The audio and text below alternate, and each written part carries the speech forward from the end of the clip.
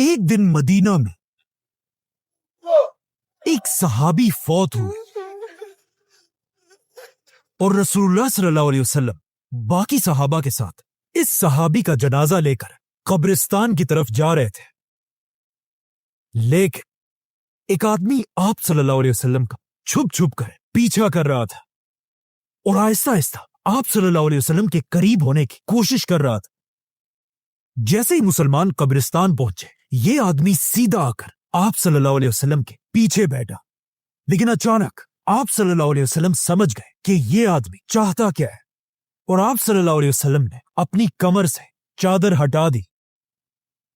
اس آدمی نے آپ صلی اللہ علیہ وسلم کی کمر پر ایک نشان دیکھا اور یہ دیکھتے ہی وہ آدمی رونے لگا۔ یہ دیکھ کر سب مسلمان حیران تھے کہ یہ ہو کیا رہا ہے۔ اسی لیے آپ صلی اللہ علیہ وسلم نے اس آدمی سے پوچھا کہ بتاؤ تم کون ہو اور تمہاری کہانی کیا ہے؟ اس آدمی نے اپنی کہانی شروع کی اور کہا، میں مدینہ میں ایک یہودی کا عام سا غلام ہوں، لیکن میں ہمیشہ سے ایسا غلام نہیں تھا، بلکہ میرا تعلق دنیا کی سپر پاور پرشین امپائر سے۔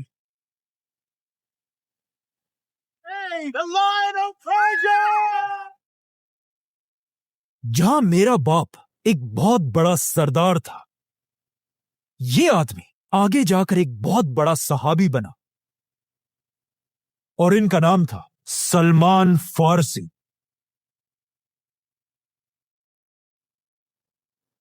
حضرت سلمان فارسی پرشین امپائر کے ایک سردار کے گھر میں پیدا ہوئے، اسی لیے انہوں نے بچپن سے کوئی کام نہیں کیا تھا اور ایک شہزادی کی طرح اپنی زندگی گزارتے تھے، جہاں وہ سارا دن اپنے خدا آگ کی عبادت کیا کرتے تھے، کیونکہ اس زمانے میں پرشین امپائر کا ریلیجن زوراسٹرین تھا، جس میں لوگ آگ کو پوجتے ہیں۔ اسی لیے حضرت سلمان فارسی بھی اسی آگ کی عبادت کرتے تھے۔ جب سلمان فارسی جوان ہوئے، ایک دن ان کے باپ نے انہیں گھر سے باہر کسی کام پہ بھیجا۔ راستے میں انہیں ایک بلڈنگ نظر آئی اور اس بلڈنگ سے کچھ عجیب آوازیں آ رہی تھی۔ جب وہ اس بلڈنگ کے اندر گئے، انہوں نے دیکھا کہ کچھ کرسچنز اپنے خدا کی عبادت کر رہے تھے۔ حضرت سلمان کو ان کی آواز اور عبادت کرنے کا طریقہ بہت پسند آیا۔ انہوں نے اپنا سارا دن اسی چرچ میں گزارا اور یہیں پر انہوں نے اپنا ریلیجن چھوڑ کر کرسچینٹی قبول کی، اور وہ اتنا امپریس ہوئے کہ انہوں نے ان کرسچن سے کہا کہ مجھے بتاؤ یہ ریلیجن آیا کہاں سے ہے۔ ان کرسچنز نے حضرت سلمان فارسی سے کہا کہ اگر آپ نے صحیح کرسچینٹی سیکھنی ہے تو آپ کو پرشین امپائر چھوڑ کر رومن امپائر کی طرف جانا ہوگا۔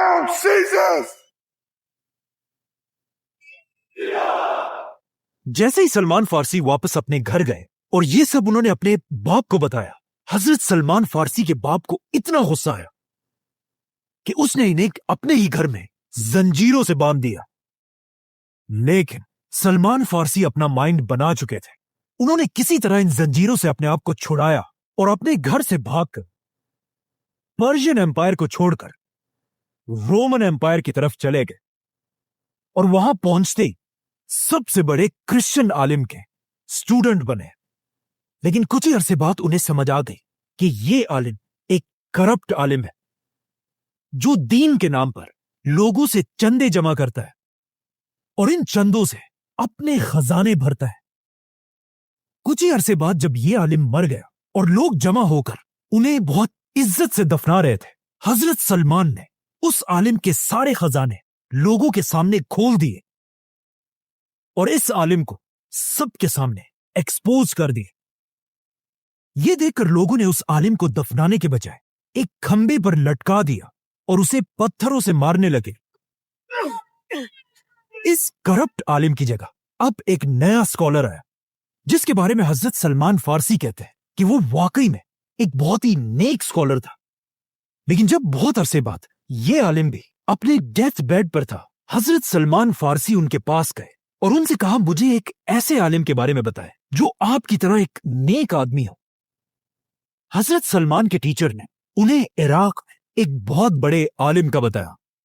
جس کے بعد وہ سیدھا شام کو چھوڑ کر عراق کی طرف روانہ ہوئے اور اس نئے عالم کے ساتھ رہنے لگے۔ جیسے یہ عالم بھی مرنے کے قریب ہوئے، حضرت سلمان نے ان سے بھی سیم کوشچن پوچھا اور انہوں نے حضرت سلمان کو ترکی میں ایک اور عالم کی طرف روانہ کیا۔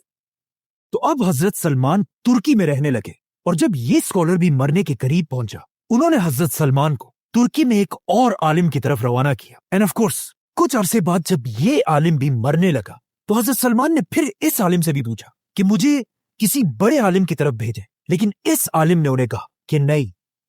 میرے بعد اب پوری دنیا میں ہمارے ریلیجن کا کوئی بھی بڑا عالم نہیں رہا، کیونکہ حضرت سلمان کے یہ ٹیچرز نیسٹورین کرسچنز تھے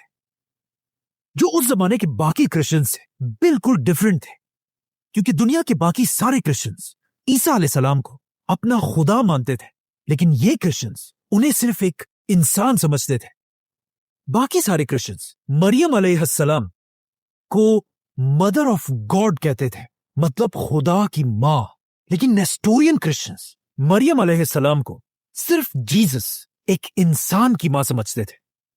جو بالکل مسلمانوں کے بلیف کے ساتھ ملتا جلتا ہے۔ اسی لیے اس اسکالر نے حضرت سلمان سے کہا کہ اب باقی سارے کرسچنز کو چھوڑو، کیونکہ وقت آ چکا ہے دنیا میں ایک نئے پیغمبر کے آنے کا، اور میں تمہیں اس پیغمبر کی نشانیاں بتاتا ہوں۔ وہ پیغمبر ابراہیم علیہ السلام کے ریلیجن پر ہوگا، اور وہ عرب کی زمین پر پیدا ہوں گے۔ وہ ایک ایسی جگہ کی طرف ہجرت کریں گے جہاں بہت سارے کھجور کے درخت ہوں گے، اور یہ علاقہ 2 والکینک پہاڑوں کے درمیان ہوگا۔ وہ پیغمبر کبھی بھی کسی سے چیریٹی نہیں لیں گے، لیکن اگر کوئی انہیں گفٹ دے اسے وہ ایکسپٹ کریں گے، اور ان کی پیٹھ پر نبوت کا ایک یونیک نشان ہوگا۔ اور یہ سب کہنے کے بعد وہ اسکالر فوت ہو گیا، لیکن یہ نشانیاں سنتے ہی حضرت سلمان نے اپنا سارا سامان باندھ دیا اور کسی طرح ترکی سے عرب جانے کی پلاننگ کرنے لگے۔ آخر انہیں دور سے ایک عرب قافلہ نظر آیا۔ حضرت سلمان نے ان قافلے والوں سے کہا کہ اگر تم لوگ مجھے عرب تک لے جاؤ تو میں اس کے بدلے میں تمہیں اپنی بکریاں اور گائے دے دوں گا۔ انہوں نے کہا ٹھیک ہے، اور اس طرح حضرت سلمان فارسی دنیا کے آخری پیغمبر کی تلاش میں عرب کی طرف روانہ ہوئے۔ لیکن جیسے یہ قافلہ عرب کی زمین پر پہنچا، اس قافلے کے دھوکے باز لوگوں نے حضرت سلمان فارسی کو پکڑ کر انہیں بازار میں ایک غلام کی طرح بیچ دیا۔ سلمان فارسی کو خریدنے والا ایک یہودی آدمی تھا جو انہیں خرید کر سیدھا اپنے گھر لے کر آیا، اور حضرت سلمان فارسی کے سارے پلانز ٹوٹ گئے۔ لیکن آہستہ آہستہ جب سلمان فارسی اس نئے شہر میں گھوم رہے تھے، وہ یہ دیکھ کر حیران رہ گئے، کیونکہ اس شہر میں بہت سارے کھجور کے درخت تھے، اور یہ شہر 2 والکینک پہاڑوں کے درمیان میں تھا، اور اس شہر کا نام تھا مدینہ۔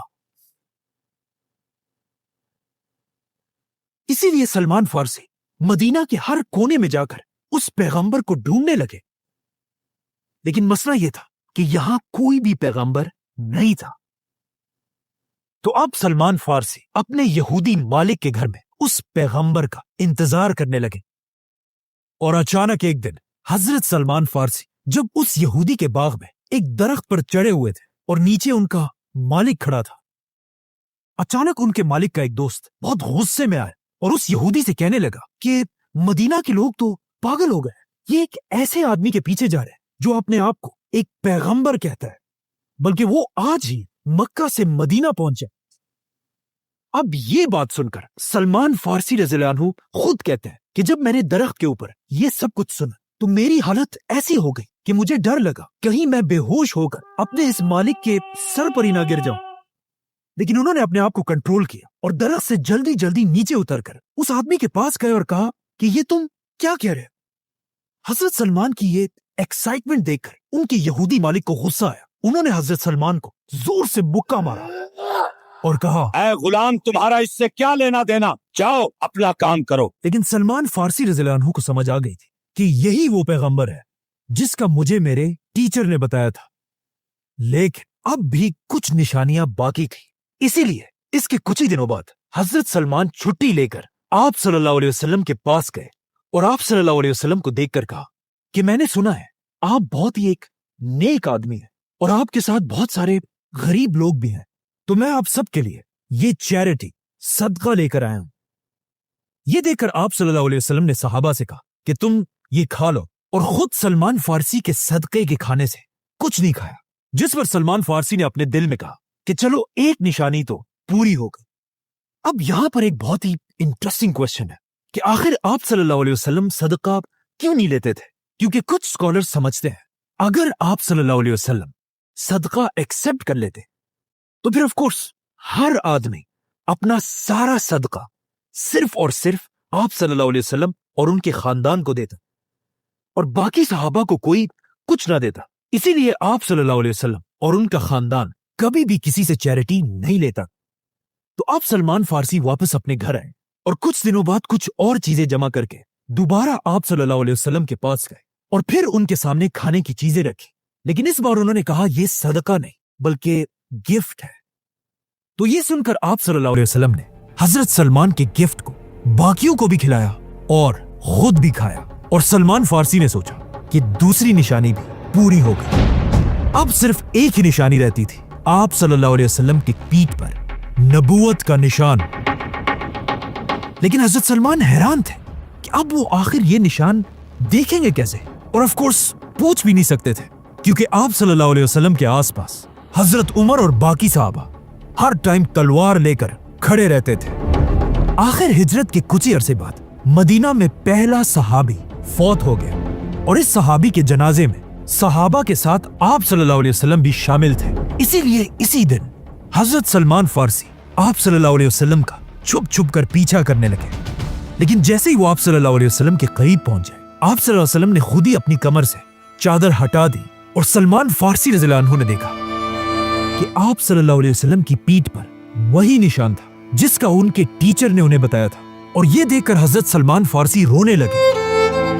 और इसी कब्रिस्तान में सलमान फारसी रज़ियल्लाहु अन्हु ने अपनी पूरी कहानी आप सल्लल्लाहु अलैहि वसल्लम को सुनाई। वो सलमान फारसी जो किसी जमाने में आग की इबादत किया करता था, उसके बाद एक बहुत बड़ा क्रिश्चियन स्कॉलर बना और अब उन्होंने फाइनली इस्लाम कबूल कर लिया। लेकिन जैसे ही उन्होंने इस्लाम कबूल किया, उसके कुछ ही अरसे बाद इस्लाम की पहली जंग का वक्त, जंगे बदर। अब एक तरफ जब मुसलमान बदर में बहादुरी से लड़ रहे थे, हजरत सलमान इस जंग के बजाय मदीना में अपने मालिक के घर में थे और उनका दिल तो बहुत चाह रहा था बदर की जंग में जाने के लिए, लेकिन उनके यहूदी मालिक ने उन्हें इजाजत नहीं दी। बल्कि जंगे बदर के बाद जब जंगे ओहद का वक्त आया, तब भी उनके मालिक ने उन्हें जंग में जाने की इजाजत नहीं दी। लेकिन आखिर बदर और ओहद की जंगों के बाद एक दिन रसूलुल्लाह सल्लल्लाहु अलैहि वसल्लम ने हजरत सलमान को अपने पास बुलाया और उनसे कहा, जाओ और अपने यहूदी मालिक से अपनी आजादी की कीमत पूछो। इस वक्त मदीना के यहूदी मुसलमानों से नफरत करते थे और मुसलमानों की इस मदीना की रियासत को हर तरह कमजोर करने की कोशिश करते रहते थे। और जब मुसलमान इनसे कुछ खरीदते थे, यहूदी उसे डबल और ट्रिपल प्राइस में बेचते थे। जैसे कि हजरत उस्मान ने एक आम सा कुआं एक यहूदी से बहुत ही महंगा खरीदा था। तो अब जब हजरत सलमान अपने यहूदी मालिक के पास आए, तो उन्होंने भी मुसलमानों को कमजोर करने के लिए हजरत सलमान की प्राइस 40 ओकिया सोना बताया, जो आज करोड़ों रुपए बनते हैं। और इसके अलावा 300 खजूर के दरख्त। जब आप सल्लल्लाहु अलैहि वसल्लम को इस कीमत का पता चला, उन्होंने अपने सारे सहाबा से कहा कि अपने भाई सलमान की मदद करो। सारे सहाबा ने मिलकर हजरत सलमान को खजूर के पौधे दिए, यहां तक कि 300 खजूर के पौधे जमा हो गए, जिसमें सबसे ज्यादा पौधे ऑफ कोर्स हजरत उस्मान रज़ियल्लाहु अन्हु ने दिए थे। बल्कि इन 300 दरख्तों के लिए जमीन भी हजरत उस्मान ने अपने पैसों से खरीदी थी। जिसके बाद रसूलुल्लाह सल्लल्लाहु अलैहि वसल्लम ने उस यहूदी को सोना भी दिया। और इस तरह हजरत सलमान फारसी मुसलमानों की मदद से आजाद कर दिए गए। और हजरत सलमान, जो असल में पर्शियन एम्पायर से थे, अब उन्हें मदीना में सिटीजनशिप मिली। मतलब उस जमाने में एक आम मुसलमान को आसानी से मदीना की सिटीजनशिप मिल जाती थी। لیکن آج کل کے عرب ممالک میں کوئی بھی مسلمان نیشنلٹی لینے کا سوچ بھی نہیں سکتا۔ جیسے ہی سلمان فارسی آزاد ہوئے، مسلمانوں کی تیسری بڑی جنگ کا وقت آیا، جنگ خندق۔ جب مکہ کا سردار ابو سفیان 10,000 کی فوج لے کر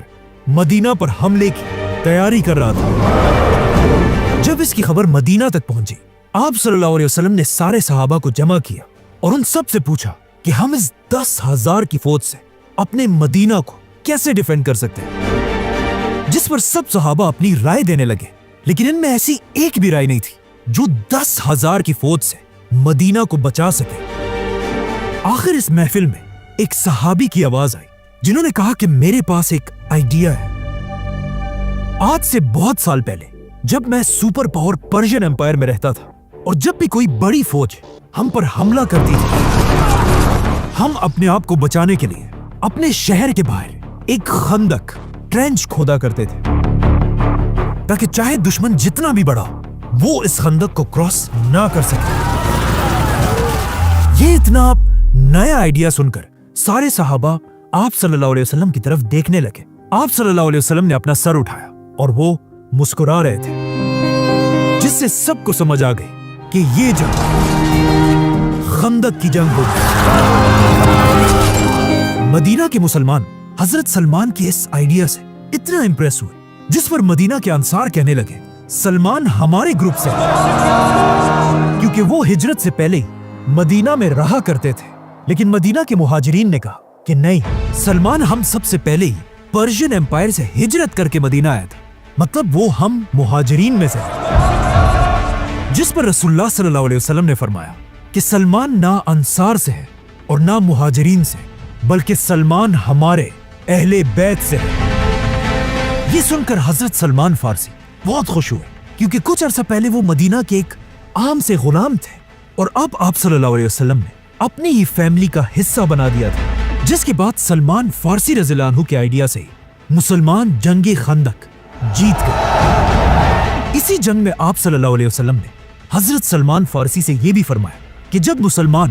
تمہارے علاقے پرشین امپائر کو فتح کریں گے، تم بھی مسلمانوں کی اسی فوج میں شامل ہو گئے۔ جنگ خندق کے بعد آپ صلی اللہ علیہ وسلم نے حضرت سلمان کو ایک اور صحابی ابو درداء رضی اللہ عنہ کا بھائی بنایا، جو خود بھی سلمان فارسی کی طرح ایک بہت ہی نیک صحابی تھے، جو گھر کے بجائے اپنا زیادہ وقت مسجد اور عبادت میں گزارتے تھے، جس کی وجہ سے ایک دن حضرت ابو درداء کی بیوی نے حضرت سلمان سے ان کی شکایت کی کہ ابو درداء مجھے اور گھر کو بہت ہی کم ٹائم دیتے ہیں اور ہر دن روزے اور عبادت میں گزارتے ہیں۔ اسی لیے اگلے دن جب حضرت ابو درداء اپنے گھر آئے اور جب کھانے کا وقت ہوا، حضرت ابو درداء نے کھانا نہیں کھایا اور کہا میرا روزہ ہے، لیکن سلمان فارسی رضی اللہ عنہ نے ان سے کہا کہ اپنا روزہ توڑو اور کھانا کھاؤ۔ حضرت سلمان کی بات پر مجبوراً ابو درداء نے کھانا کھا لیا اور اپنا روزہ توڑ دیا۔ جس کے بعد جیسے ہی رات ہوئی اور جب سب سونے لگے، حضرت ابو درداء اٹھے اور عبادت کرنے لگے، جس پر حضرت سلمان نے انہیں دوبارہ روکا کہ بس کرو، اب سو جاؤ، تم پر اللہ کا حق تو ہے، لیکن تمہارے جسم اور تمہاری بیوی کا بھی تم پر پورا حق ہے۔ اگلے دن ابو درداء سیدھا رسول اللہ صلی اللہ علیہ وسلم کے پاس گئے اور ان کو یہ ساری کہانی سنائی کہ کیسے انہیں سلمان فارسی نے نماز اور روزے سے روکا ہے، لیکن آپ صلی اللہ علیہ وسلم نے بھی ابو درداء سے کہا کہ سلمان نے بالکل سچ کہا ہے۔ حضرت سلمان کی اسی ذہانت کی وجہ سے حضرت علی رضی اللہ عنہ انہیں اپنے دور کا لقمان حکیم کہتے تھے، اور رسول اللہ صلی اللہ علیہ وسلم نے بھی حضرت سلمان کو اپنے کلوز ایڈوائزرز میں سے بنایا تھا۔ بلکہ جب رسول اللہ صلی اللہ علیہ وسلم پہلی بار دنیا کے سارے بادشاہوں کی طرف لیٹرز بھیج کر انہیں اسلام کی دعوت دے رہے تھے، اس وقت کے پرشین بادشاہ خسرو کی طرف لیٹر بھی حضرت سلمان نے ہی لکھا تھا، بلکہ حضرت سلمان فارسی نے آپ صلی اللہ علیہ وسلم کی زندگی میں ہی پہلی بار قرآن فارسی زبان میں لکھنا شروع کیا تھا، اور اس طرح حضرت سلمان فارسی رضی اللہ عنہ آپ صلی اللہ علیہ وسلم کے آخری دن تک ان کے سب سے قریبی دوستوں میں سے رہے۔ بلکہ صرف یہاں تک نہیں، آپ صلی اللہ علیہ وسلم کی وفات کے بعد بھی حضرت سلمان خلافت کے سب سے بڑے جنرلز میں سے تھے، یہاں تک کہ جب حضرت عمر مسلمانوں کے خلیفہ بنے रसूलुल्लाह सल्लल्लाहु अलैहि वसल्लम की हदीस पूरी होने का टाइम आ चुका था, क्योंकि हजरत उमर ने जब पर्शियन एम्पायर के कैपिटल पर हमला करने का फैसला किया, उन्होंने हजरत सलमान फारसी को भी इसी फौज में जाने का हुक्म दिया। तो अब सलमान फारसी रज़ियल्लाहु अन्हु, जो इससे बहुत साल पहले पर्शियन एम्पायर को छोड़कर मदीना की तरफ आए थे, अब मदीना की फौज का जनरल बनकर वापस पर्शियन एम्पायर की तरफ रवाना हुए। बल्कि कहा जाता है, जब भी मुसलमान पर्शियन एम्पायर के किसी किले को फतह करने जाते थे, पहले उस किले के लोगों से हजरत सलमान फारसी उन्हीं की जबान में बात किया करते थे और उन्हें कहा करते थे कि अगर तुम भी इस्लाम कबूल करोगे तो मुसलमान तुम्हें उतनी इज्जत देंगे जितनी मुझे देते हैं, क्योंकि मुसलमानों की खिलाफत में हर मुसलमान की इज्जत सिर्फ इस्लाम से होती है, किसी रंग, कंट्री या नस्ल से नहीं। लेकिन जब उन्होंने सलमान फारसी की बात नहीं मानी, सलमान फारसी रज़ियल्लाहु अन्हु ने मुसलमानों की पूरी फौज के साथ पर्शियन एम्पायर के कैपिटल पर हमला किया और उसे फतह कर लिया, जिसके बाद हजरत उमर ने हजरत सलमान को पूरी पर्शियन एम्पायर के कैपिटल का गवर्नर बना दिया, जहां उनकी तनख्वाह 5000 गोल्ड कॉइन्स थी। लेकिन वो अपनी इस पूरी तनख्वाह को हमेशा गरीबों में बांट दिया करते थे। और इतनी ताकत मिलने के बाद भी हजरत सलमान के पास अपना घर भी नहीं था। अब हजरत सलमान की उम्र भी बहुत ज्यादा हो चुकी थी, लेकिन फिर भी वो इंसाफ के लिए पूरी खिलाफत में किसी से नहीं डरते थे। यहां तक कि एक दिन मदीना में हजरत उमर सारे मुसलमानों को जमा करके उनके सामने खुतबे के लिए खड़े हुए। लेकिन जैसे ही उन्होंने अपना खुतबा शुरू किया, हजरत सलमान फारसी ने उन्हें आवाज दी और कहा, ए उमर, हम तब तक तुम्हारी बात नहीं सुनेंगे जब तक आप हमें ये ना बताएं कि आपने जो ये नया कुर्ता पहना है, इसके पैसे आपके पास कहां से आए, क्योंकि माले गनीमत में हम सबको एक एक कपड़ा मिला था, जिससे एक आम आदमी तो अपने लिए कपड़े बना सकता था। लेकिन हजरत उमर की हाइट 6.5 फुट से भी ज्यादा थी। उनके कुर्ते के लिए एक कपड़ा नहीं बल्कि 2 कपड़े लगने थे। हजरत सलमान की ये बात सुनकर खलीफा उमर रज़ियल्लाहु अन्हु को बिल्कुल गुस्सा नहीं आया, बल्कि उन्होंने अपने बेटे की तरफ इशारा किया और उनके बेटे ने वहां सबसे कहा कि मैंने अपने हिस्से का कपड़ा अपने वालिद उमर को गिफ्ट किया था, जिससे उन्होंने अपने लिए कपड़े बनाए। जिस पर हजरत सलमान फारसी ने खलीफा उमर से कहा कि अब आप अपना खुतबा शुरू करें और हम आपकी हर बात सुनेंगे। और आखिर हजरत उस्मान रज़ियल्लाहु अन्हु की खिलाफत में हजरत सलमान फारसी उसी पर्शियन एम्पायर में जहां वो पैदा हुए थे बीमार पड़ गए और अपनी जिंदगी के आखिरी दिन उन्होंने अपनी बीवी को अपने पास बुलाया और कहा, मेरी बेड के चारों तरफ एक अच्छी सी परफ्यूम डाल दो और जाकर घर के सारे दरवाजे खोल दो,